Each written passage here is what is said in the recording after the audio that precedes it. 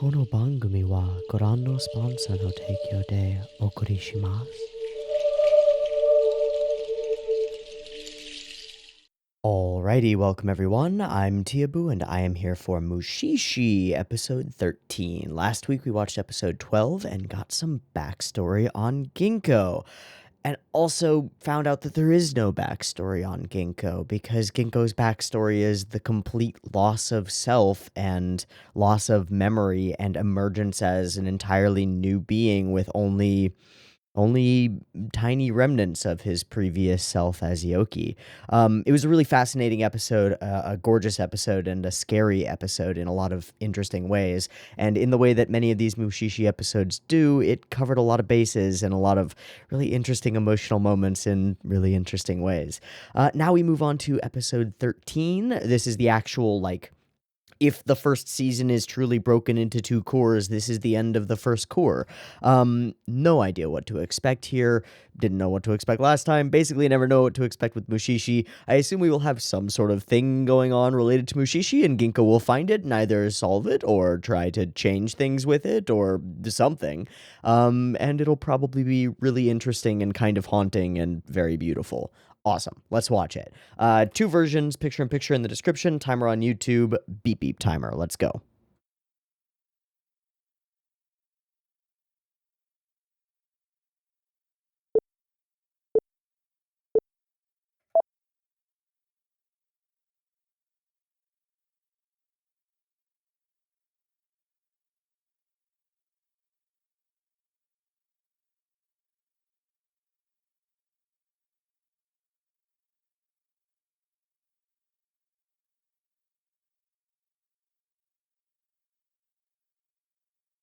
Ooh, I'm tired.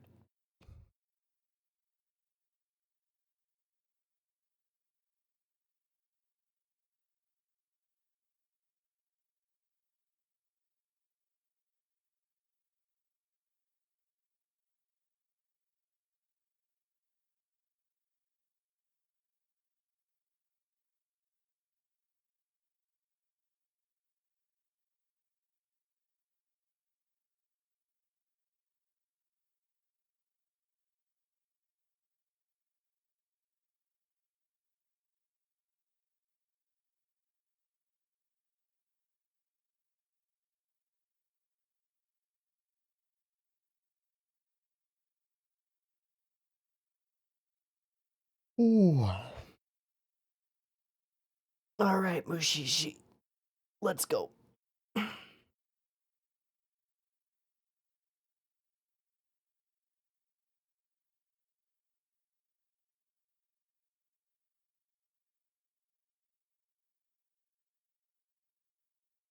Whoa.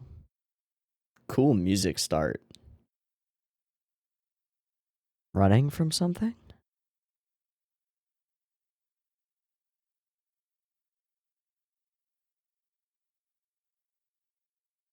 Ooh. Ooh, that's terrifying.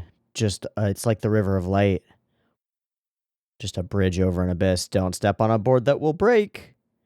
Oh.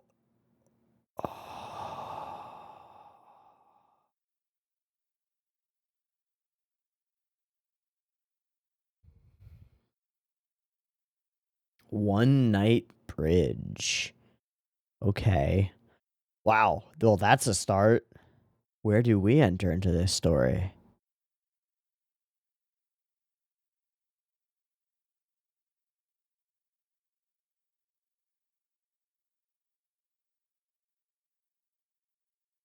Yeah, keep a hand on those ropes. Never mind. Keep a hand on something.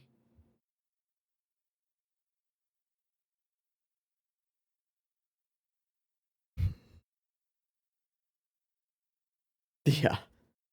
Just chilling. Is that the guy?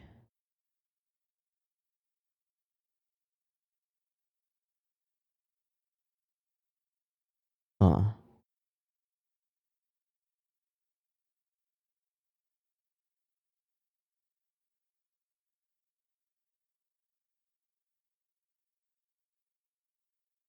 As long as it takes.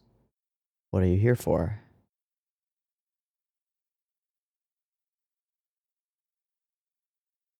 Was it Hana?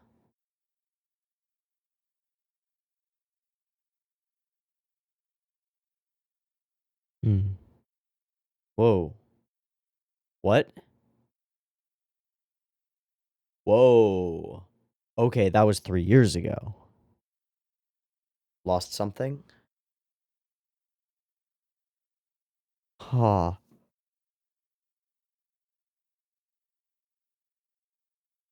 There was something up with her eyes, right?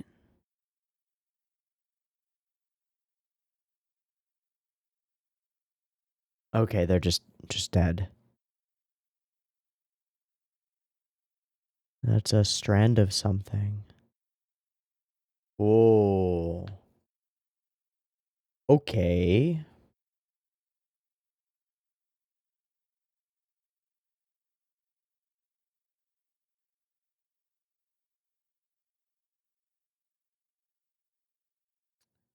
Blames himself.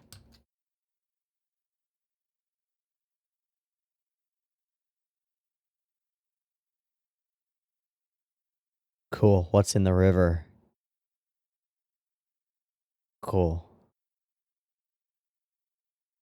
Damn, those backgrounds are nice. I mean, they always are, but I can still be impressed by them even if I know that they're going to be.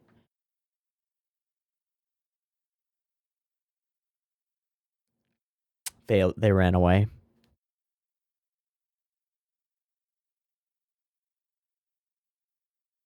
Got it. So they eloped.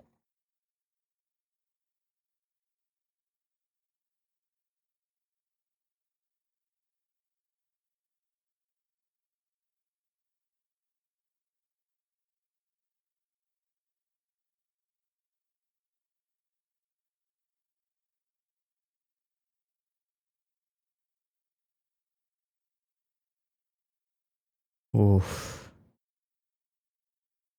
Let's run.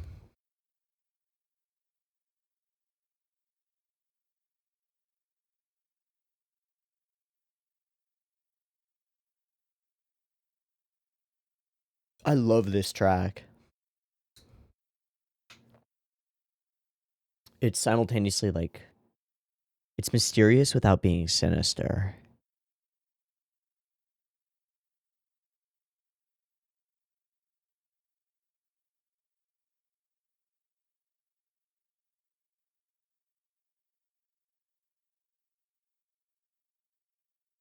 Hmm. Guilt at taking your own happiness? No.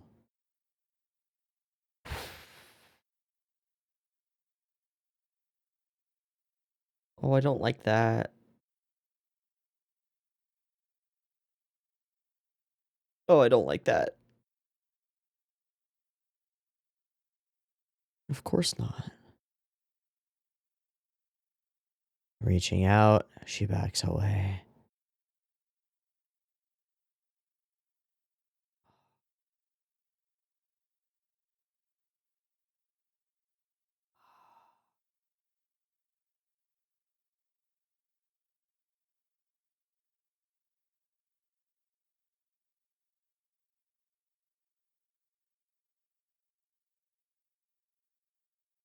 Oh, I don't like that.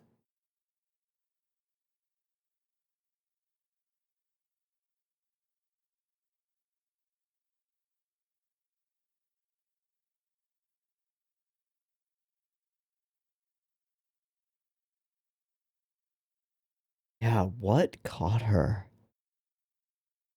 What stopped her fall? 'Cause there wasn't a river underneath. Sure. No heart to give.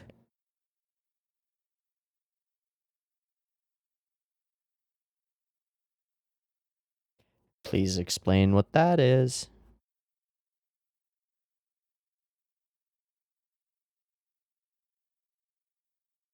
Okay, so Tanya's ravine.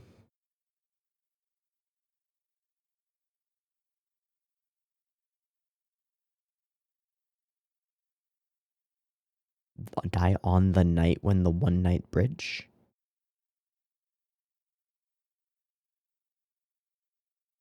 different bridge.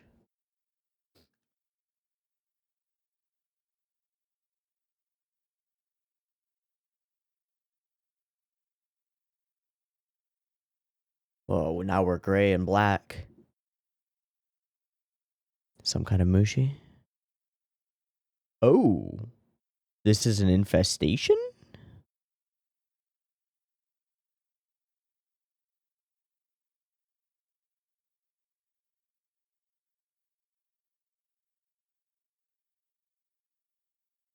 Whoa.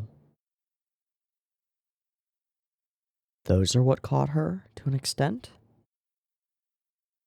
Whoa. Binding ties. They only become strong on the one night. When they form the bridge, maybe. Oh. That's weird.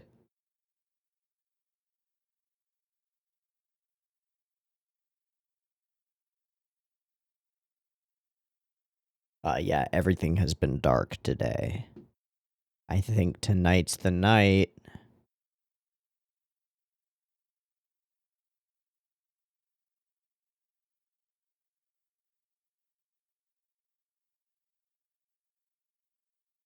Do they feed on the sunlight?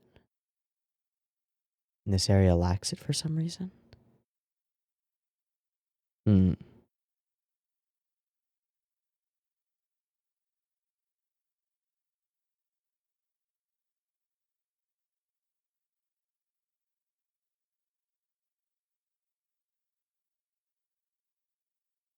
Okay.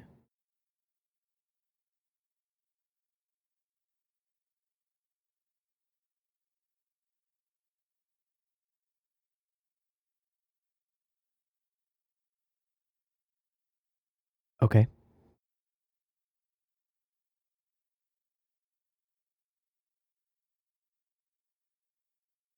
Okay.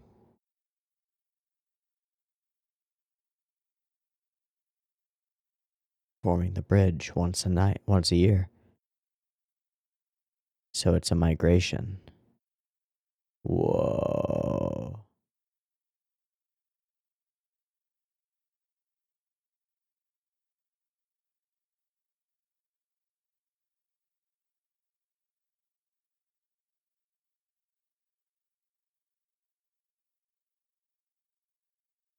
They're already dead, aren't they? Okay. Oh no. Oh no. So Hana's a walking corpse. Probably.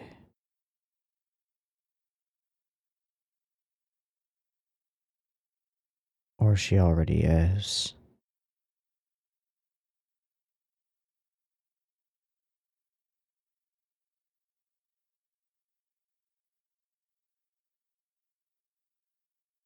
So it's not every year? It's every 20 years. Got it. I'm sorry. I mistook that.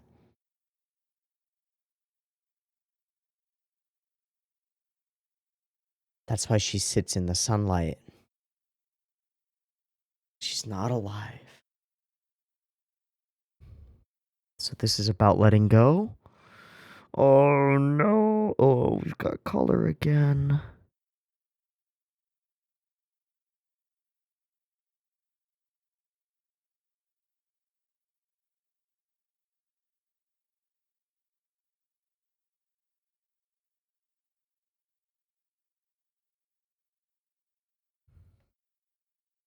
Whoa.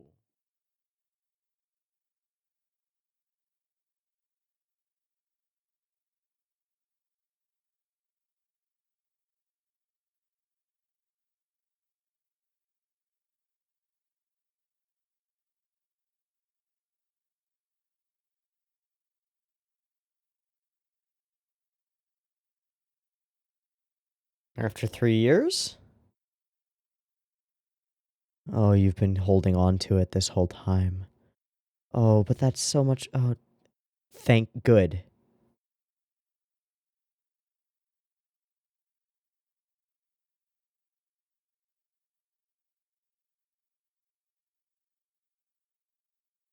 Ooh.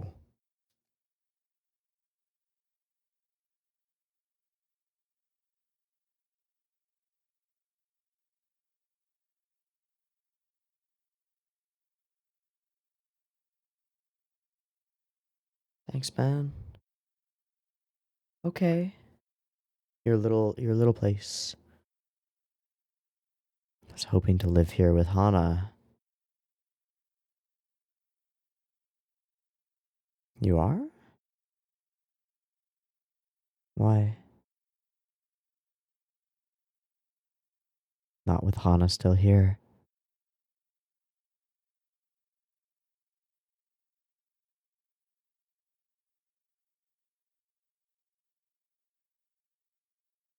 Sure.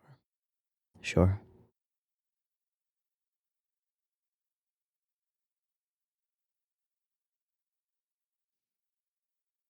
Oh. Oh, it's not him. I thought it was gonna be him.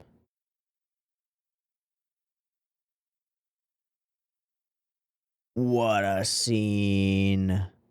But who? We haven't met any character who would. It didn't fall. Oh, fuck you.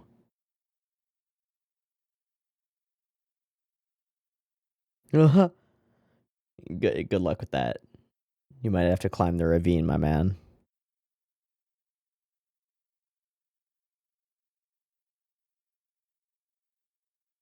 The mother.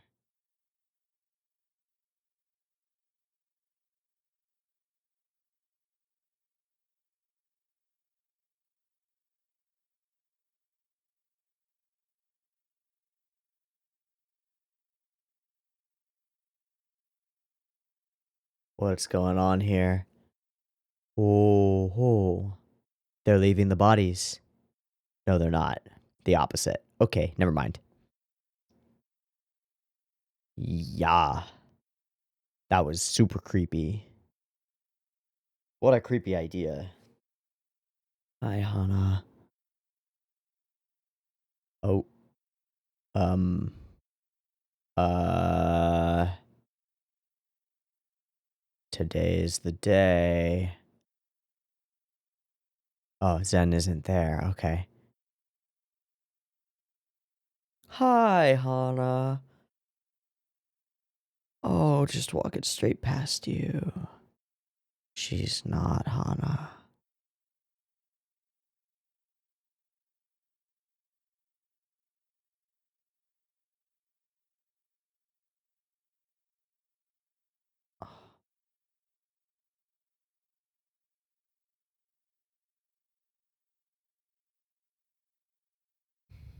Yeah, but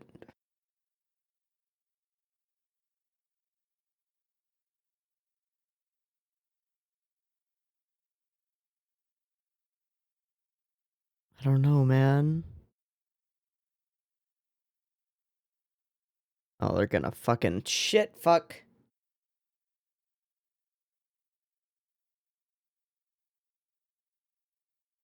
I hate her.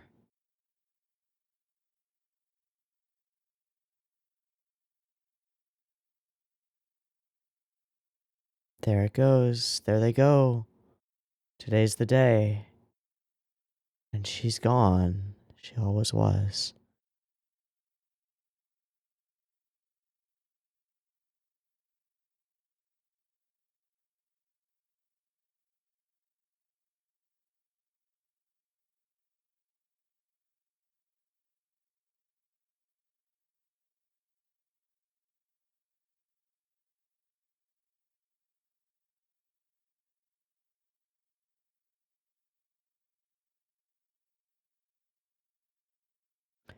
Yes, get the fuck out of here. There's no reason to stay anymore.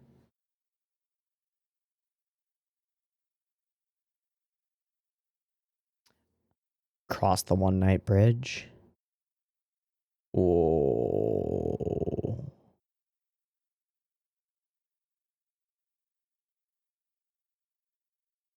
That's why others could see them. So in a way, Hana enables his escape.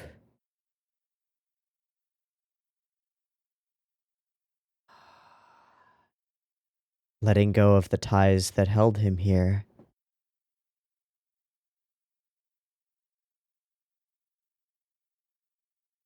Wow.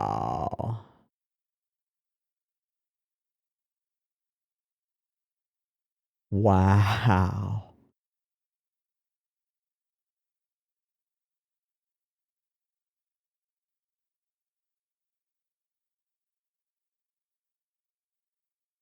Okay, right, because their attention the one direction. Don't worry, we'll make it. Walk, go. Yeah. You don't have to forget, but you do have to move forward. Oh, Hana. Yeah, don't look back.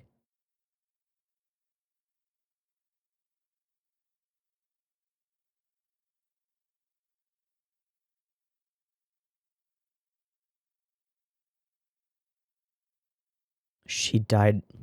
Exactly. Exactly.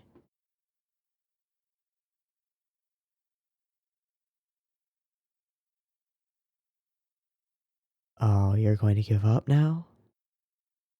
Don't give up now. No, no, no, Zen. Come on. You've got a life to lead.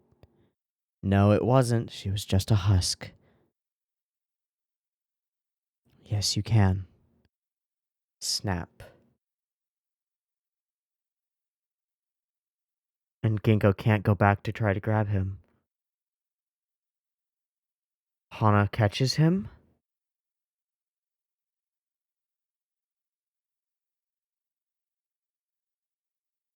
No.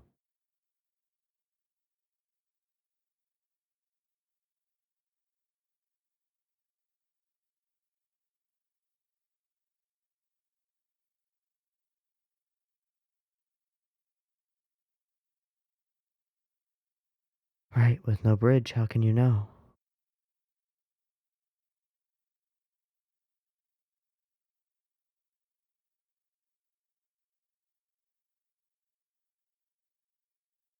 The same eyes? Fuck. 20 years, huh?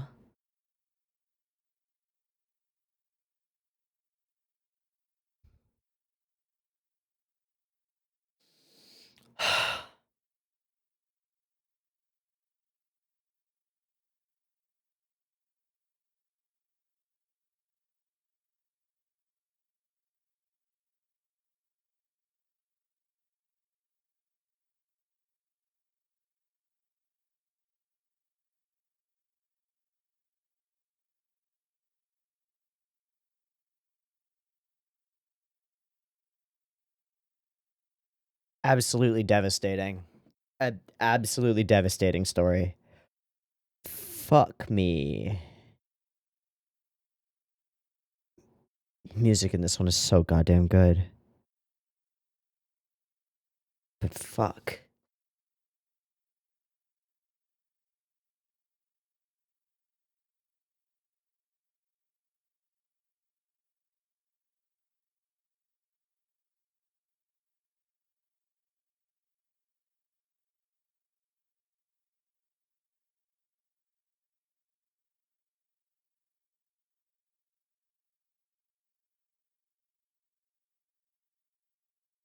I mean, he knows that that's what's gonna happen. He chooses it.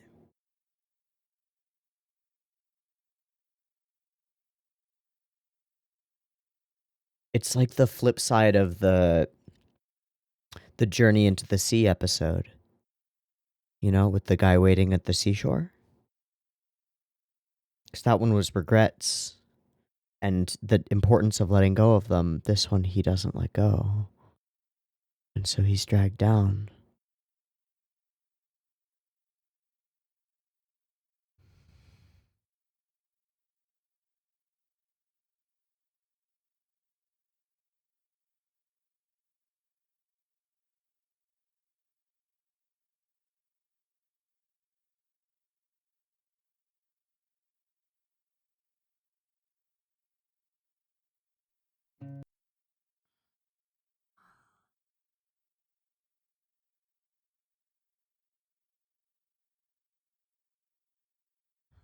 Absolutely devastating. Oh my god. I almost don't even want to talk about it because this one just hurts and feels bad. This is another one of those episodes where, like, Genko finds something Mushi related that is. The Mushi related thing isn't beyond his control. What's beyond Genko's control is the choices that people make. People sometimes make choices that lead them to their own destruction. And sometimes you can't guide them across the bridge to a new life sometimes. Sometimes they choose to turn back and fall, even though they know it's going to happen. Zen lived in that village for 3 years, ostracized by everyone, obviously hated by Hana's mother, who seems to blame him completely, blaming himself, holding on to the tiny hope that she comes back, but knowing that if she comes back, she's going to be married off to the head chief or the head family or whatever. That there's no chance. He goes on because she's there, but knowing there's no hope. And when he decides to go across the bridge, like, I think what's so utterly devastating about it is this. Hana dies, and um the Nisei Kazura, the vine mushi that was within her, becomes a part, like, metaphorically becomes a part of the bridge to his new life, right? She was gone 3 years ago. She died 3 years ago. We know this.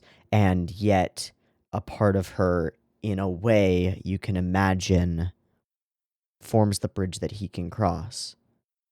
And that is the wrap circle that I expect once they step onto the bridge and we see this incredibly eerie and beautiful scene of these vines reaching out toward the other side.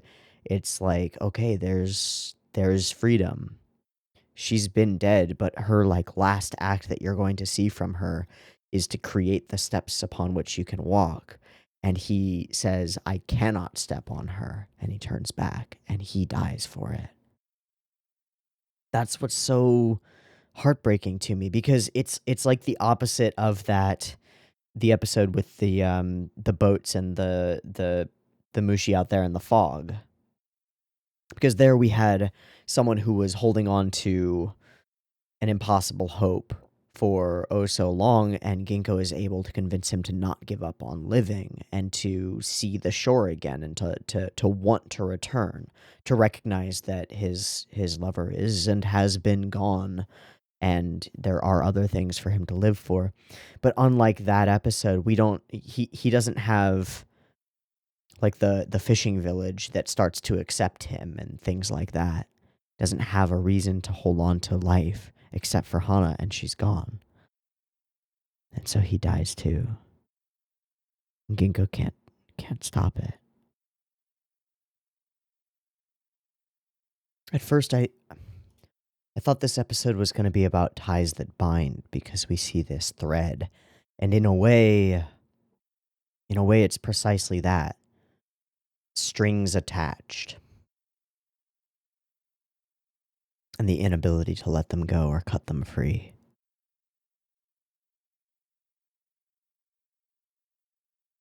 I'm almost certain at this point that it's the mother who cuts the bridge down, because we don't meet any other characters who could have or would have. But why? Why does she do that? I don't understand. The color work in the episode, the descent into pitch black and white here once they descend into the ravine, is really powerful and really sad. I don't know, this episode has rocked me. We see that her mother cares only about, like, what her daughter can do for their family, like, as a bargaining chip, and that's horrifying. And I get Zen's saying that he can't use her, like, look at her as a thing. He can't do it, but he can't let go. He can't cross the bridge.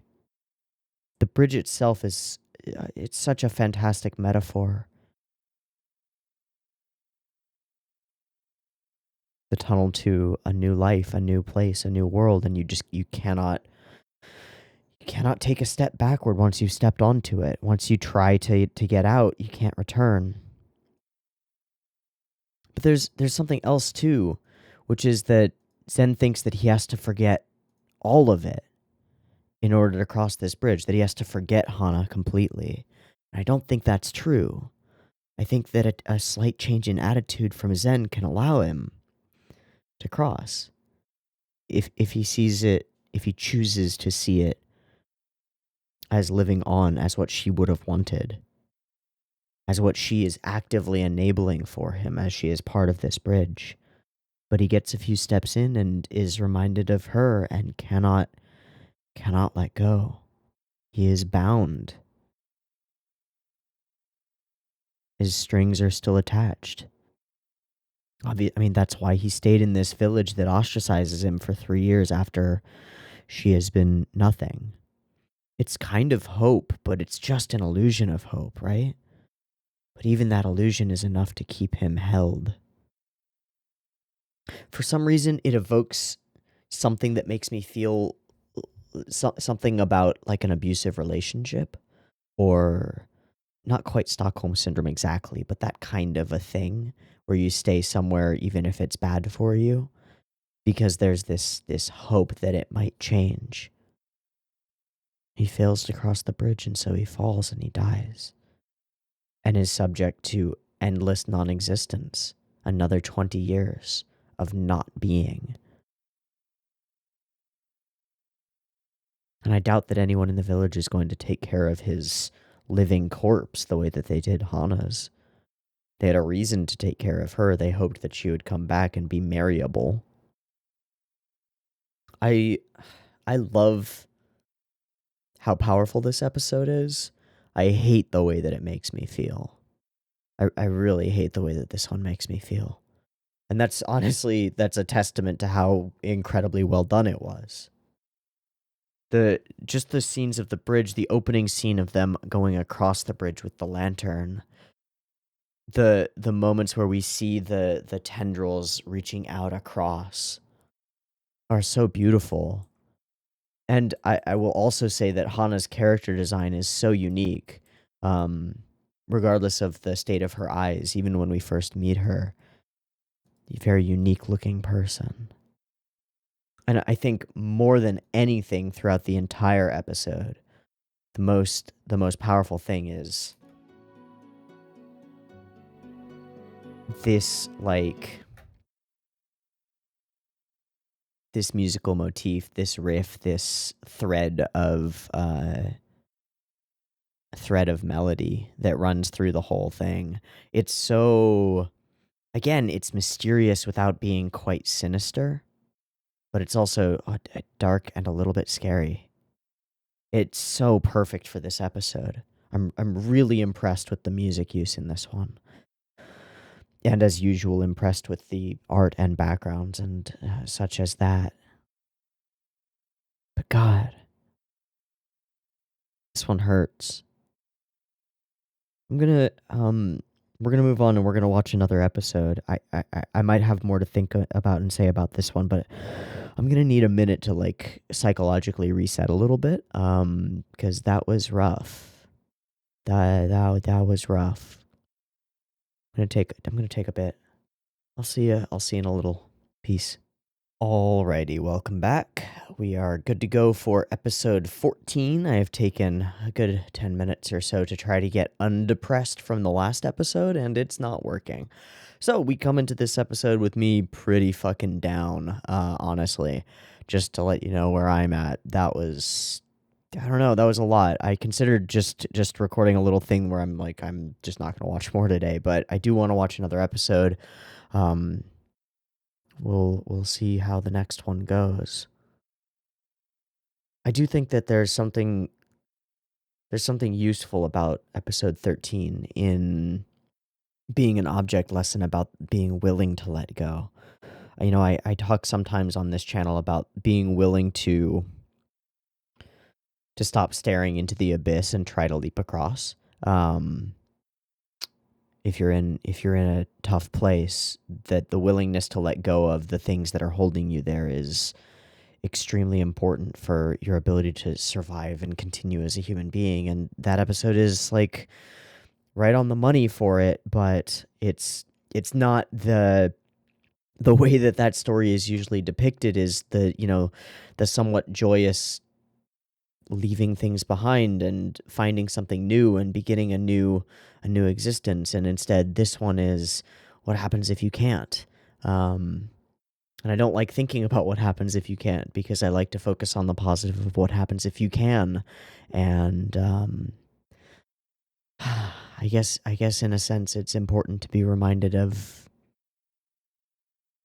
the fact that the abyss is really there, and that you can slip, you can fall.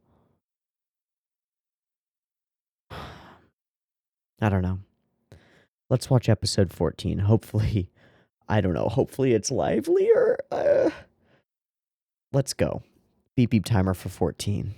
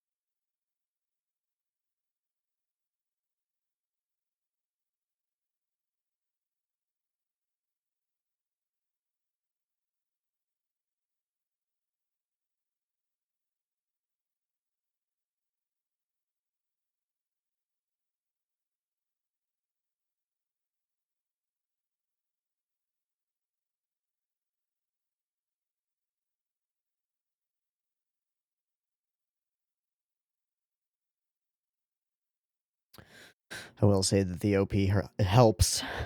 It's so good. It helps.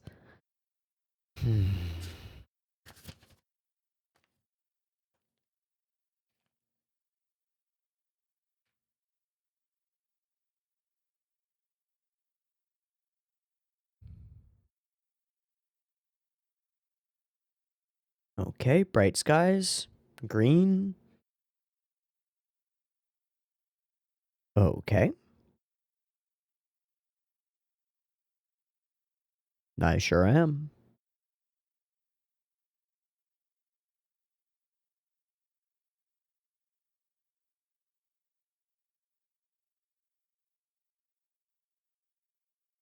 Sure, man. Yeah, whatever. Oh. Oh. How long have you been?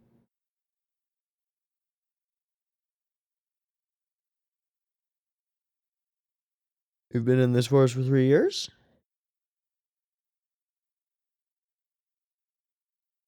What have you been eating? Bamboo shoots? It's a lot of bamboo shoots, dude. They're not very high calorie, man. How have you been alive?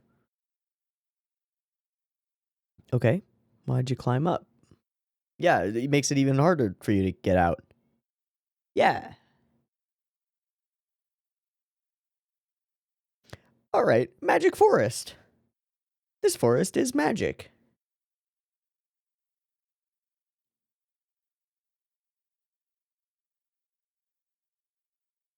Did you just cross that rock? Yeah, you have passed that rock. Uh-oh. Uh-oh. You're in weird portal space. Oh no.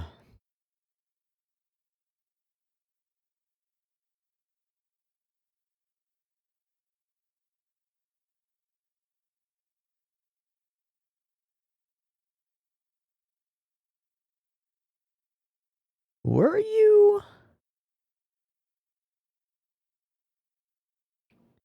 Oh no. Fuck, thanks, man. Who's us? There are more of you? Yeah. Oh, hi. Now they wander the forest too. Hello, good to see you. Oh, what the fuck?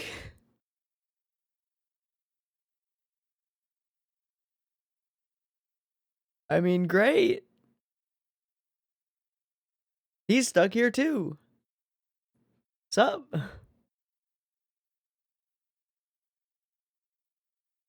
Did you fuck me up? Wait. Oh, okay.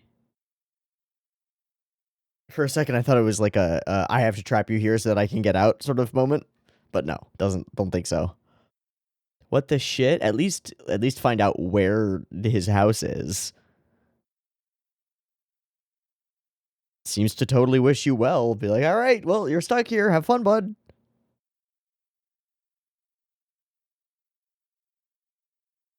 Oh, so it's like it's attached to them. Hi. Tell me any legends you know about that bamboo forest, please. Sure did. Yeah, but you experienced that shit, man. You used to live here. Maybe his wife?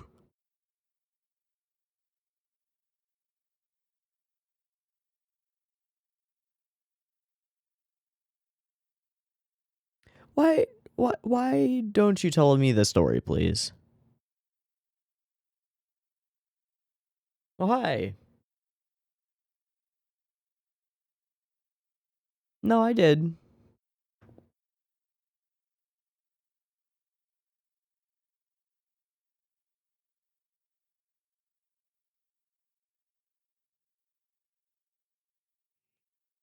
Very little.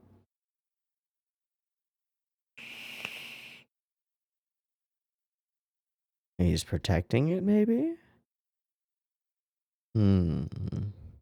I just want to find out more. Just science, man.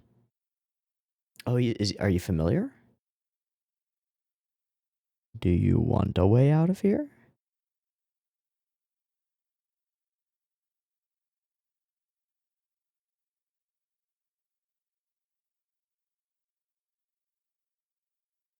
Thanks, man. Whoa. It's a weird bamboo. Are they in a square?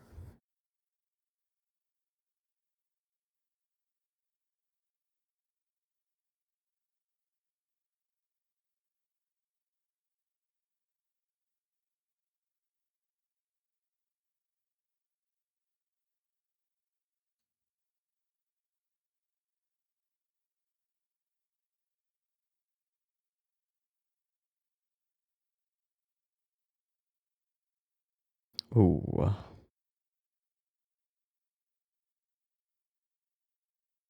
Hmm. Hmm.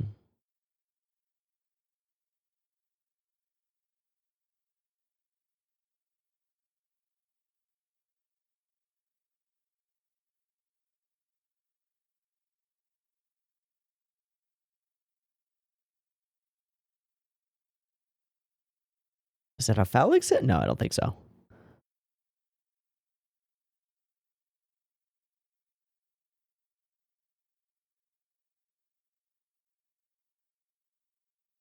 Um. Whoa, whoa. What?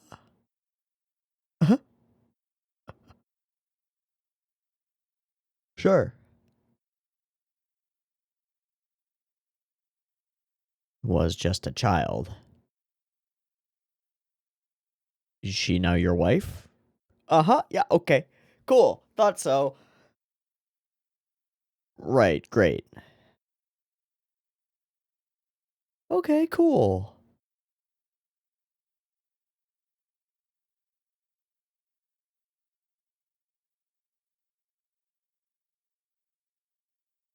Literally a plant girl.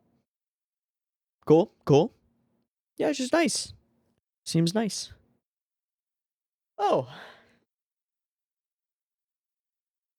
All of you? But everyone else got out. Ah, everyone else disappeared.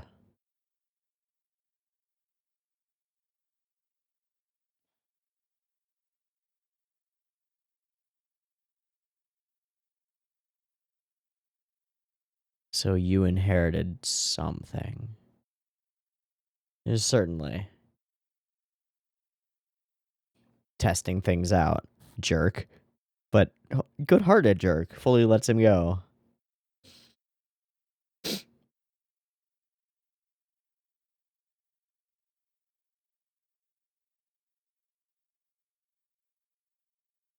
That's awesome. So they didn't ostracize you for being fucking weird. Past tense.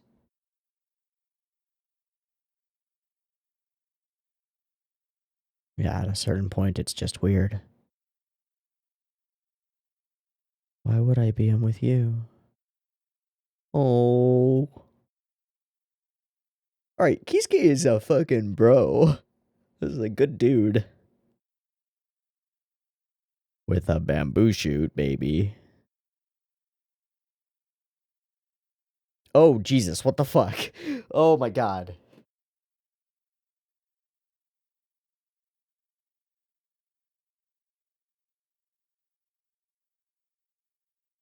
What the what? Sure, right. Everybody's like, fuck that. Understandably. But it's your kid, man. I think I believe you. I fully think I believe you. Yeah. Okay. Uh-huh. Right. It's all one grass grove.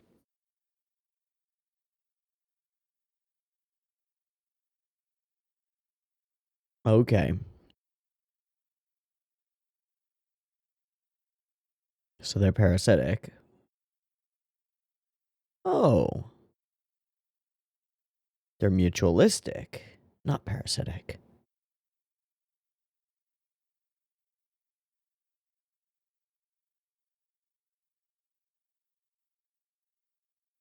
Whoosh.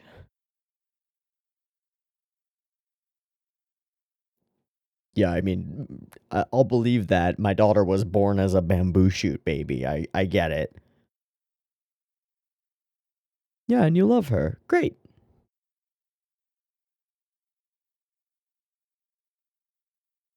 Yeah, you seem happy. I kind of doubt that, but that's great.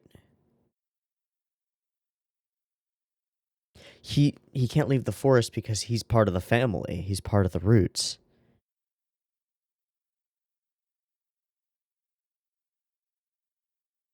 Okay. What's the play here, Ginkgo? So far, this one's a lot more lighthearted, and I'm really praying that it kind of stays positive because I don't know if I can deal with this one becoming a tragedy. Dropping seeds?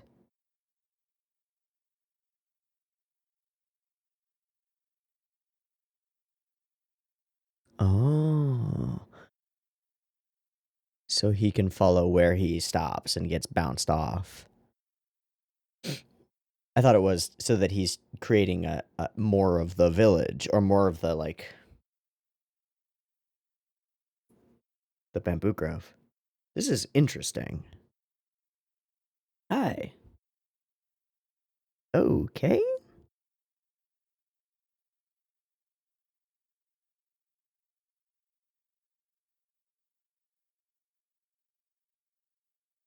You sure you want to do that? Okay. Okay. You ever give any to your husband?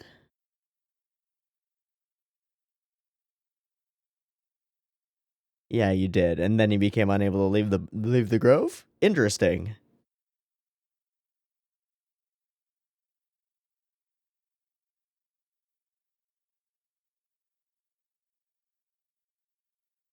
Mm-hmm. Family, family.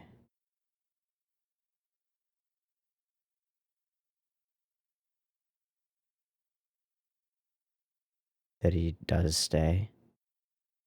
I see. Oh ho. Didn't get stuck forever, Ginkgo. Don't do that. Story's over. He's gonna try to take the water out.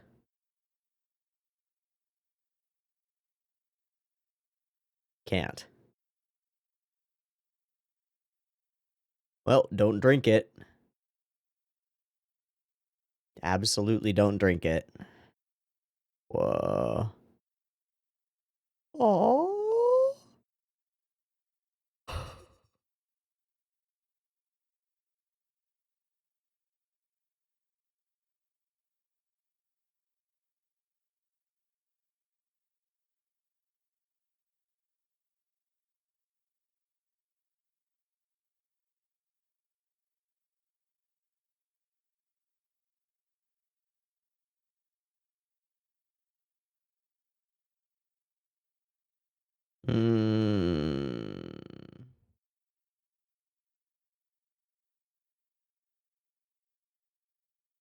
But she's a part of this forest. Oh, no, is that too? That's not what he didn't. It's not. Oh, no.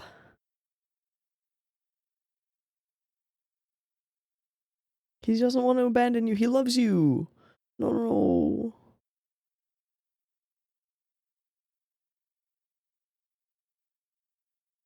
He loves you. It's okay.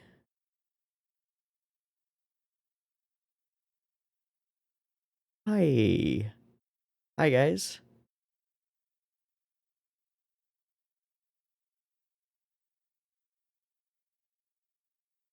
Sure.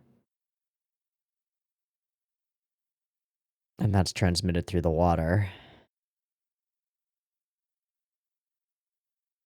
The whole forest.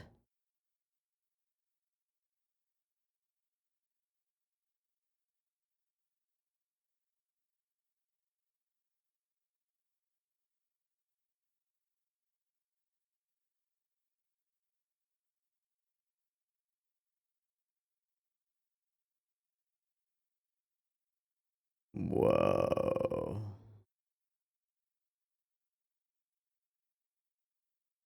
Resonates out.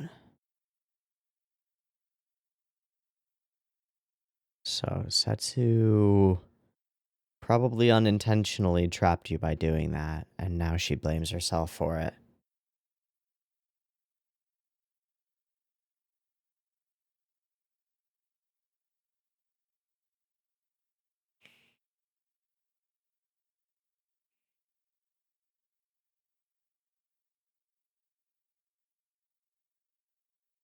Kill the forest?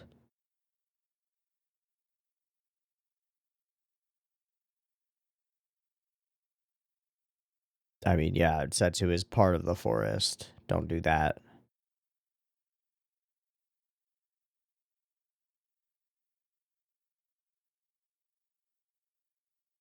Okay. Find happiness here. If you can. Oh, but now she thinks that he just wants to leave her. Oh, no, no, no, no, no, no, no.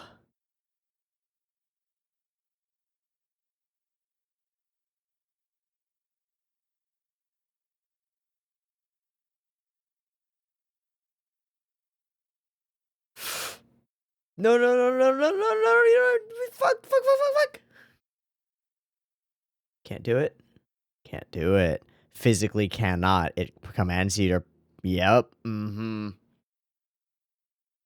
Protection of the self. But I can.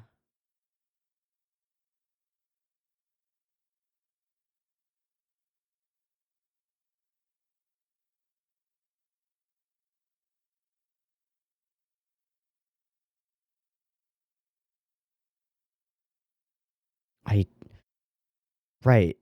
Yeah, I don't think he would give you up for the ability to return to the village. Or his daughter, who is also part of this forest.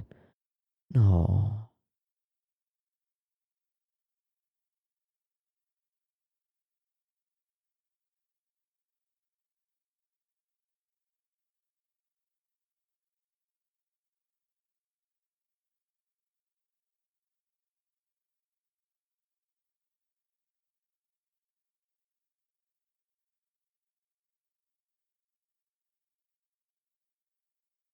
She broke through.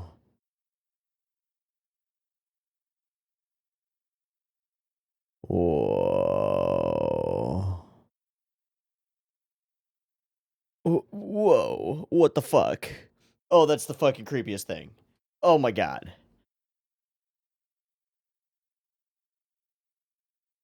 Oh no. He reaches the edge. He reaches the edge. He's free. Is your fucking daughter alive?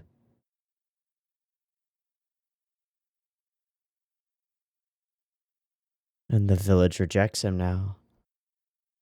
Do they? Do they accept him?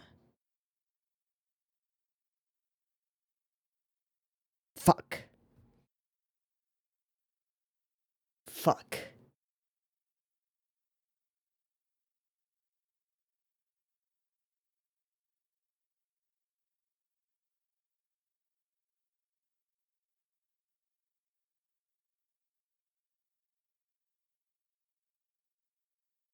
No. Good. Yeah. Okay. Thank fucking God. So he has the choice to leave and he returns. Okay. I was so terrified for a while. But then.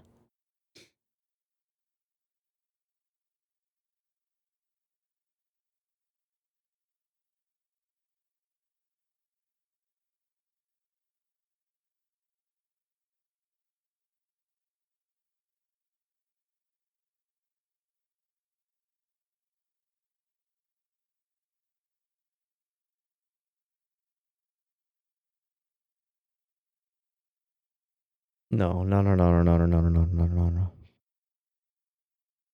Without it, they died. Fuck.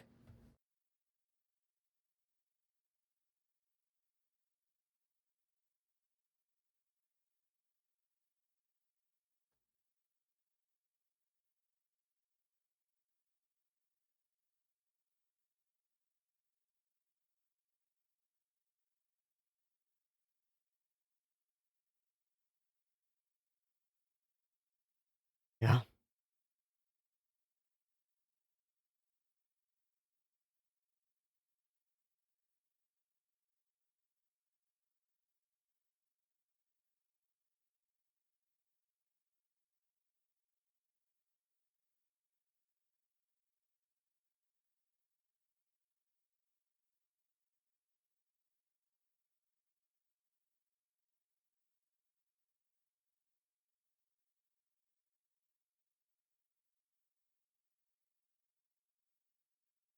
Okay. Okay.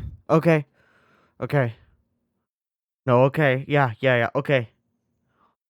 Oh, fuck you, fuck you. Oh, fuck you, show.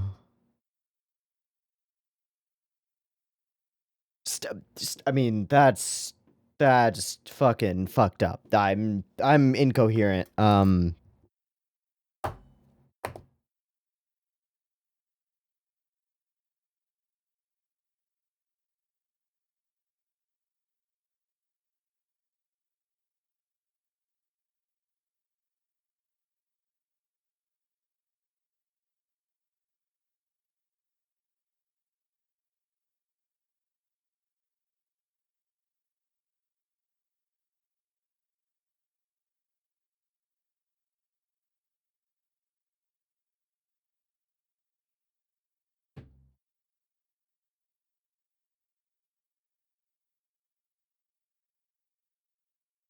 Uh,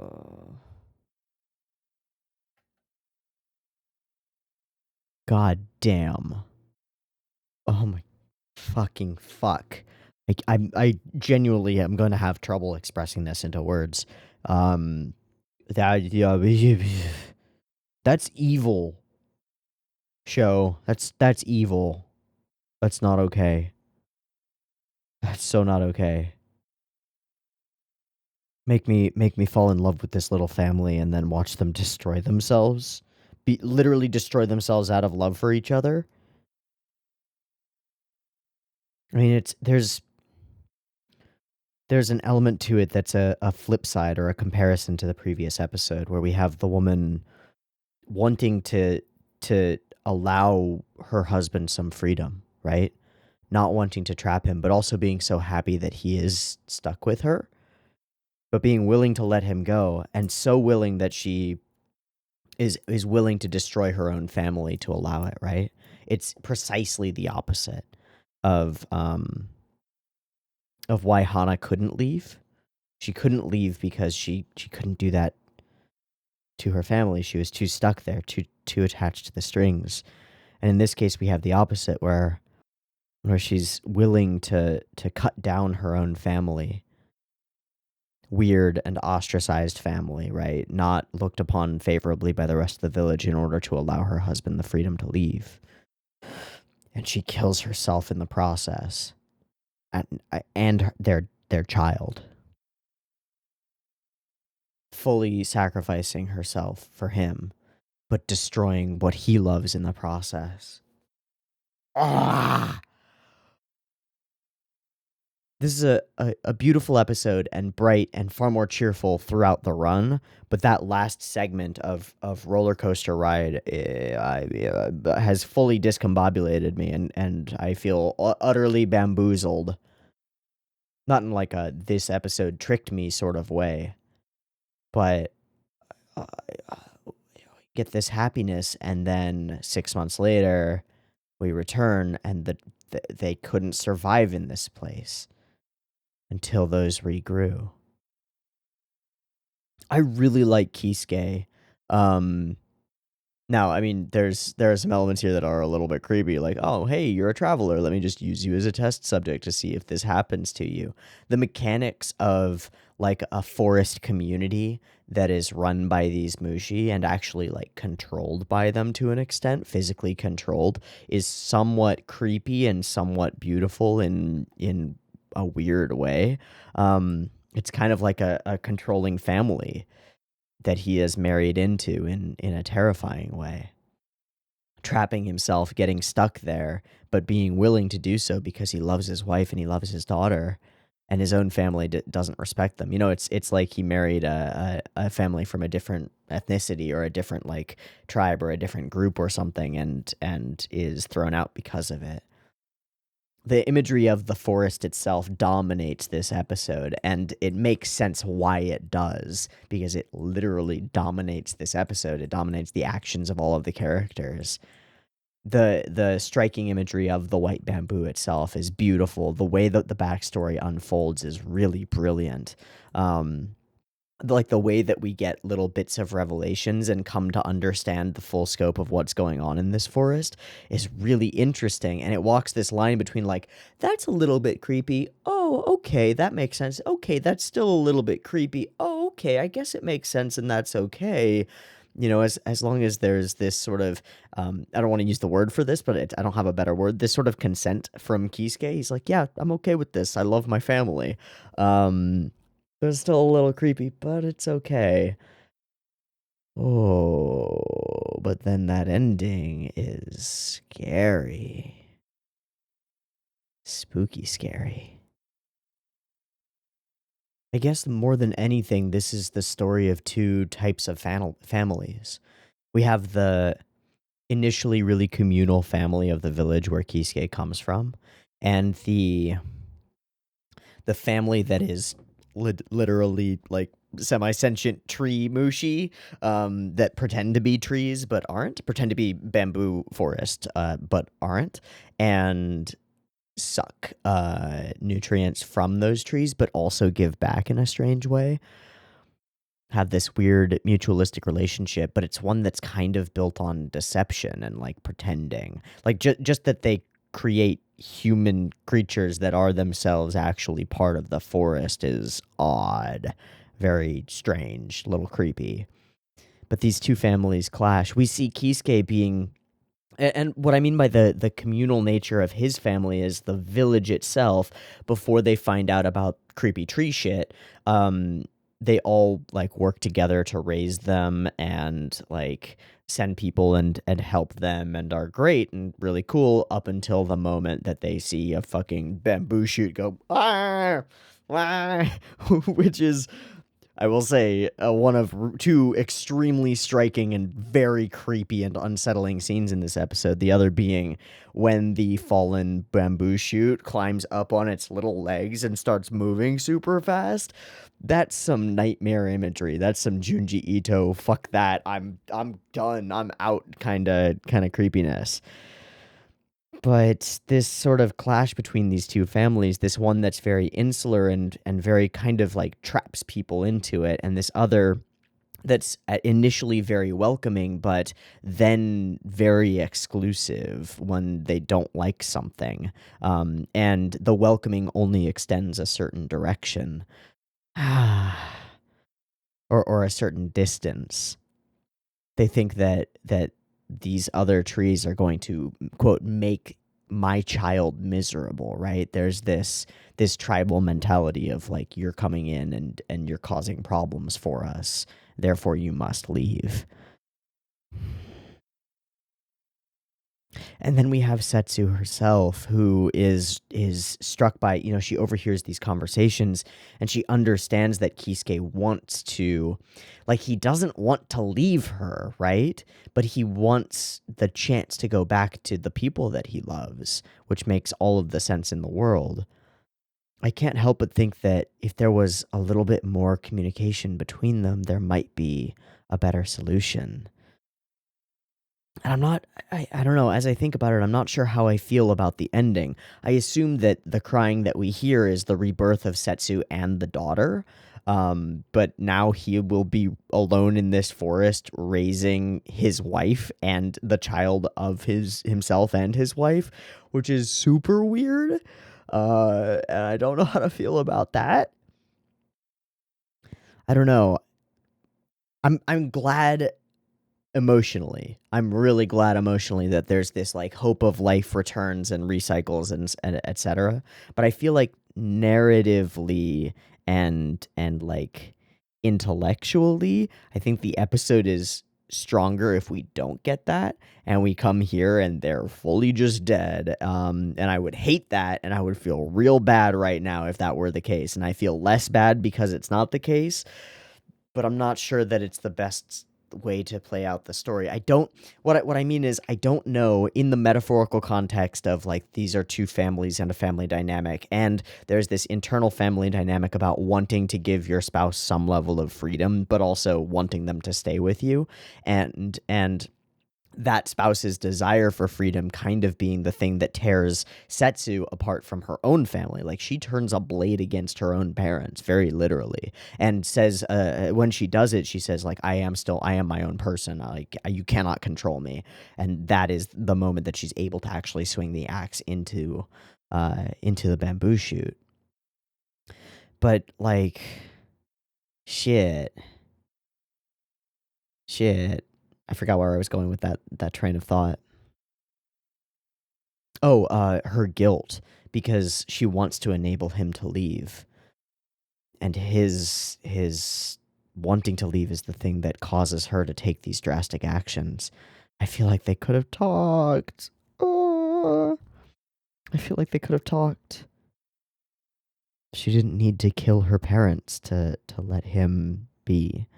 But I do think that what she really needed was for him to have the ability to leave and then return, right?